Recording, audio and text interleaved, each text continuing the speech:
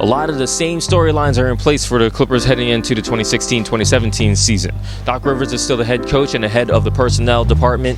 Blake Griffin, Chris Paul, and DeAndre Jordan are headed into their 6th season together as teammates, and the team is coming off of another postseason exit. Their 5th season where they made the playoffs but didn't make the conference finals. What has changed? Monday morning, Paul Pierce announced that his 2nd season with the Clippers will be his last in the NBA, his 19th overall season in the NBA. Jamal Crawford, Wesley Johnson, and Austin Rivers re-signed with the Clippers, and the team has to work in new bench pieces such as veterans Brandon Bass, Maurice Bates, Raymond Felton, and Allen Anderson, as well as rookies first-round pick Bryce Johnson out of North Carolina and second-round pick Diamond Stone out of Maryland. New training camp invitees include Xavier Munford and Darrell Wright. And so the Clippers have a lot going for them as they prepare for their season opener at Portland against the Trailblazers. Here's more from Media Day at Playa Vista. I am looking forward to a great, if I anticipate all the questions and get them right, can that mean there's no questions and I can leave? Chris, you look like you lost weight since the last year. Wish I did.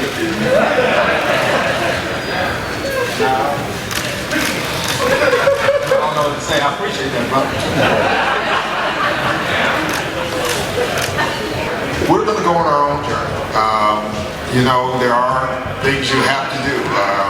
We have to rebound better than we rebounded last year on the defensive rebound again. The offensive rebounds don't affect us as much, but we were not a good defensive rebounding team, and that's something we have to do better if we want to win. Physically, I'd probably say 100%. I don't have any really restrictions. Had a good summer. Rehab, working out, and getting ready, so ready to go. Same. Cool summer. Obviously after the injury, like rehab and stuff like that. Without going into it too much, we're having conversations about the subjects that everyone else is having conversations about, and that's probably why there's protest work because of that. I think that's something that we'll talk about as a team and make a decision. But whatever we do, I think we all agree that we're going to do it together. It's not going to be one or two guys or an individual thing. I think we'll make a statement as a team because that's kind of always the best way to make a statement. Always had a great perspective on things, and I'm just curious to ask you, what do you think about athletes today becoming more activists, things that are going on, speaking out about issues right now? Brad, I would refer you to episode 33 and episode 34 of the Vertical Podcast with JJ Redick. After the conversations, I think the union and the league, we're fortunate enough to have a great leader in Michelle Rollins and Michelle and Adam have definitely been in conversations. I think the thing that our league wants to do is make sure each player has the freedom to express themselves, however that may be. I did talk about this on my podcast, but I think it's wonderful. I really do. First of all, I think it's important that athletes recognize that they have a voice. There's, this old saying like athletes should just stick to sports or whatever, and stay out of politics, stay out of social issues and all that. But I think today's athletes realize, whether it's through social media or just whether it's through media coverage, or through the Players Tribune, or other sort of player-centric media channels, that we can kind of control and sort of get our message and our narrative out there. And I think the more active that athletes are, the better it is for everyone.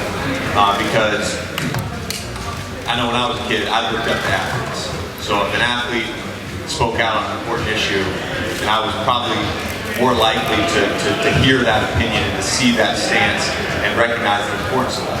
Obviously, I think I am who I am as far as that goes on the score. I understand that, but the better Austin is, the better B-Bass is, the better Raymond is, the better everybody else is. I can do a little bit less, which is cool. I have no problem with it. It's a team game. I feel better than ever, like I've been working out like crazy and stuff. So, but it's a team game. It's better as everybody else is around me. Then I can take a step back or forward. Just read the situation. To have people hit me up, like, if it took for you to get your eye black people to like you. Hopefully on October 27th, both teams are at full strength. But you know, for us, that first game is sort of the start of this journey and the start of this process. I haven't circled that date other than it's the first game of the season. I haven't seen the schedule, so thank you for letting me know we're playing Portland first. You're welcome. You asked 4 of the 7. I'm really disappointed that you didn't ask 3 of them. So I'm going to hold that against you. Go ahead.